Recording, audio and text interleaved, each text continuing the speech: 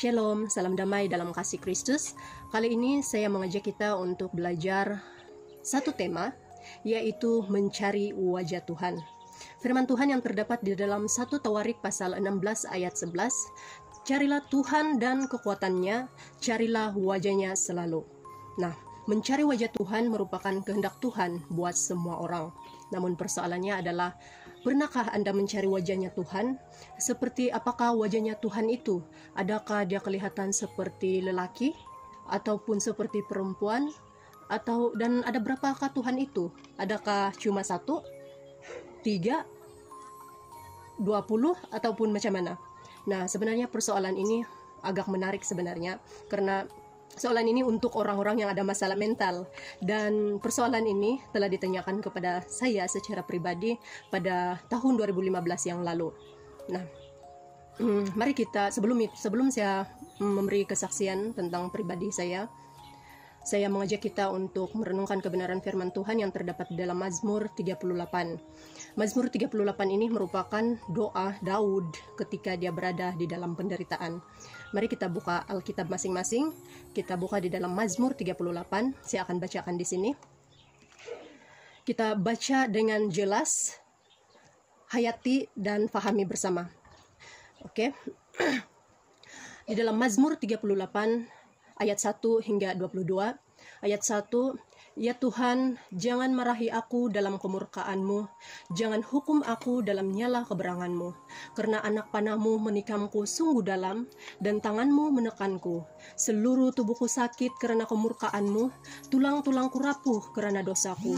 Kejahatan yang kulakukan, keterlaluan, seperti beban yang terlampau berat untukku. Luka-lukaku busuk bernanah karena kebodohanku.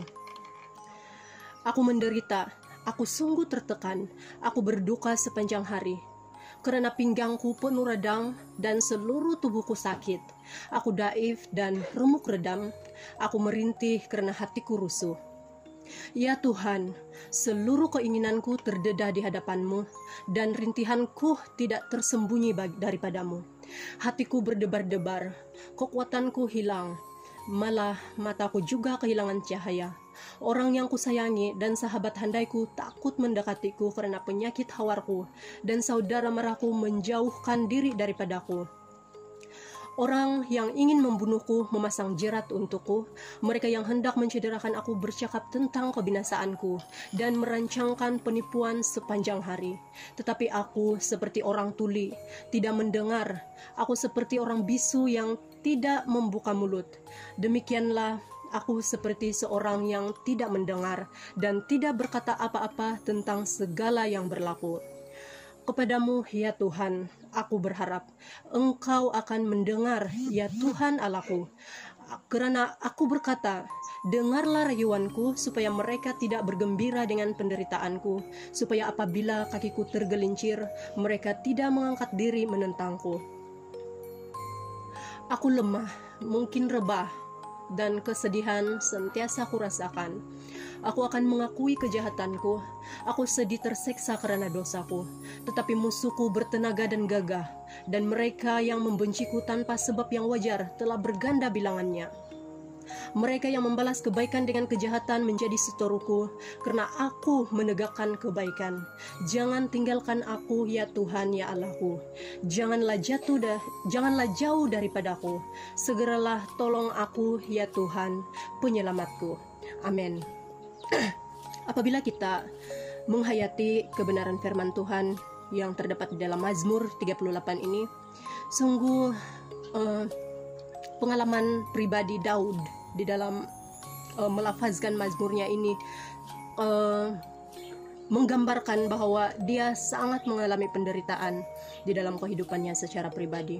Nah, begitu juga yang saya alami pada tahun 2015 yang lalu, di mana kejadian gempa bumi berlaku di negeri Sabah dan khususnya di daerah Ranau, di mana di dalam kejadian gempa bumi itu telah mengakibatkan kematian 18 orang pendaki Gunung Kinabalu pada ketika itu. Nah, saya secara pribadi juga mengalami kejadian gempa bumi itu. Saya berada di rumah di Ranau, dan pada ketika itu berlaku pada subuh pagi saya sedang menggendong bayi anak saya Hesi pada ketika itu, dan kami anak saya yang satu juga, kami semua sudah bangun pada ketika itu. Dan tiba-tiba pula berlaku gempa bumi itu kan, dan terus blackout. Nah, masa itulah saya dapat merasakan bahwa ada satu trauma di dalam pribadi saya, dan ketakutan yang terus start dari waktu itu. Saya mengalami ketakutan yang macam trauma begitu. Nah, seminggu selepas kejadian gempa bumi itu, saya menerima satu panggilan tawaran untuk mengikuti latihan separaperubatan daripada Kementerian Kesehatan Malaysia, latihan separaperubatan kejururawatan di Kolej Kejururawatan Sandakan. Dan lalu saya menyahut panggilan itu, dan saya terpaksa meninggalkan anak-anak dan suami saya pada ketika itu dalam keadaan yang terlantar, masih dia sakit dan terlantar di rumah, tidak ada rawatan apa-apa, sudah dibawa pergi kepada dokter, tetapi penyakit dia tidak dapat dikesan begitu, dan tidak ada rawatan khusus daripada pihak hospital. Jadi pada waktu itu saya terpaksa meninggalkan semuanya itu di dalam keadaan dilema, di dalam keadaan yang trauma. Saya dengan panggilan daripada Kementerian Kesehatan Malaysia itu, saya terpaksa meninggalkan anak-anak di Ranau dan pergi ke Sandakan pada waktu itu. Nah, ketika saya berada di Kolej Kejururawatan Sandakan mengikuti latihan tersebut, saya lemah dan saya menghadapi tekanan yang berat pada waktu itu. Nah, saya bertahan di sana hanya selama 10 hari, dan pada suatu pagi subuh itu baru suatu subuh hari yang ke-10 pada waktu itu, saya jatuh pingsan. Saya pingsan, dan sekali saya sadar, saya sudah berada di ICU HDOK Sandakan. Nah, ketika saya berada di sana, datang 2 pakar. Mereka memperkenalkan diri. Pada waktu itu saya masih ingat nama dokter ini, nama dia Dr. Kabil dan Dr. Faiza. Mereka adalah pakar daripada unit psikiatri. Mereka memperkenalkan diri dan mereka bertanya kepada saya. Soalan yang mereka tanyakan kepada saya pada waktu itu adalah, ada berapa Tuhan? Dia bilang. Dan seperti apakah wajahnya Tuhan itu? Adakah dia kelihatan seperti lelaki ataupun perempuan? Dia bilang, dia tanya pada saya.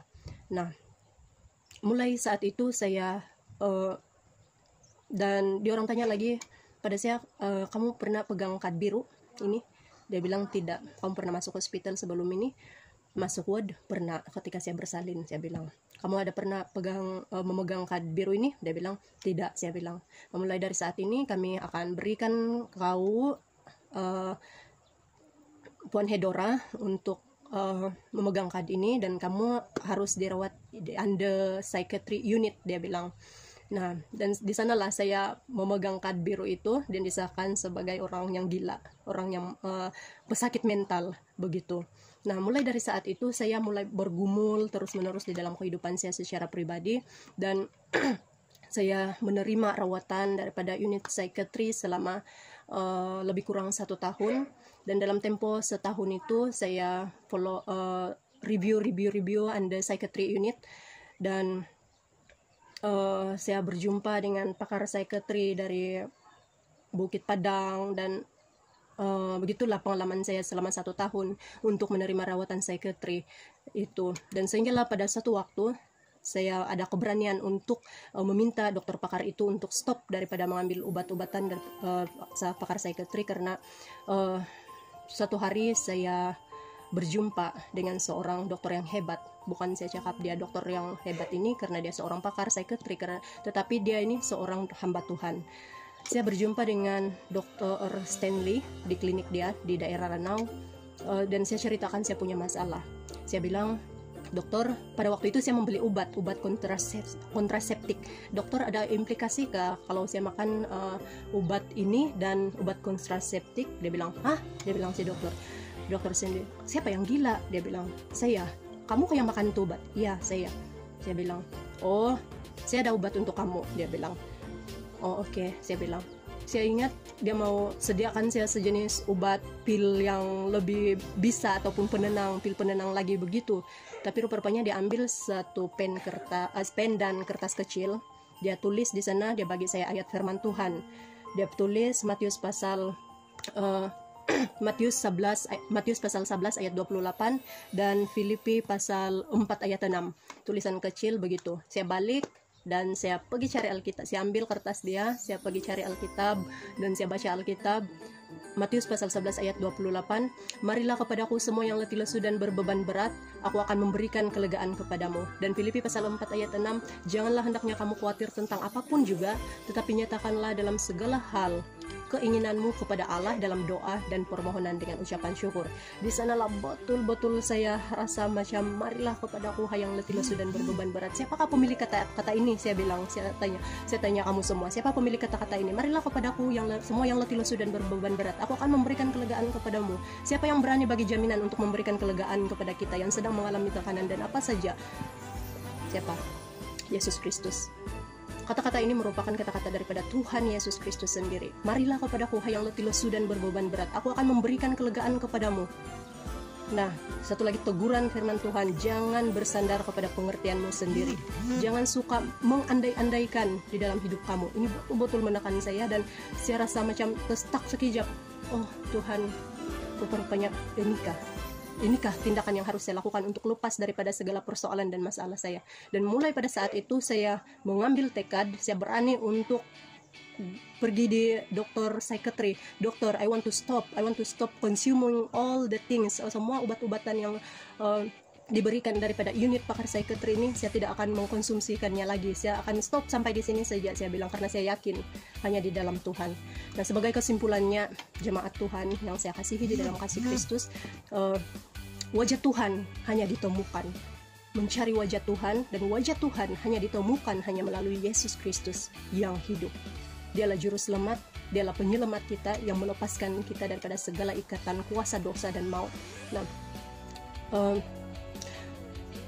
terima kasih atas perhatian yang telah kesempatan yang telah kamu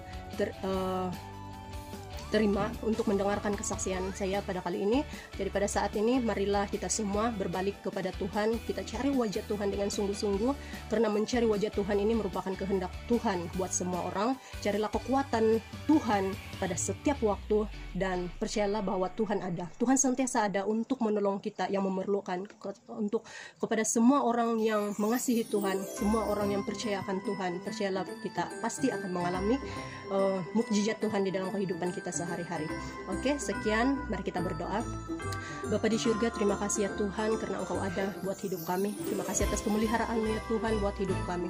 Terima kasih ya Bapa di surga karena anugerah Tuhan untuk memperkenalkan diri di dalam kehidupan saya secara pribadi, yaitu pribadi Yesus Kristus sendiri yang telah menyelamatkan saya daripada segala ikatan dosa dan maut ya Bapa. Terima kasih Tuhan, terima kasih ya Bapa di surga. Terpujilah nama-Mu, berkati setiap yang mendengar, yang menonton video ini ya Tuhan, rekaman ini, supaya melalui kebenaran firman Tuhan kami semua dikuatkan, kami semua diteguhkan. Di dalam nama Tuhan Yesus Kristus hamba-Mu berdoa. Amin.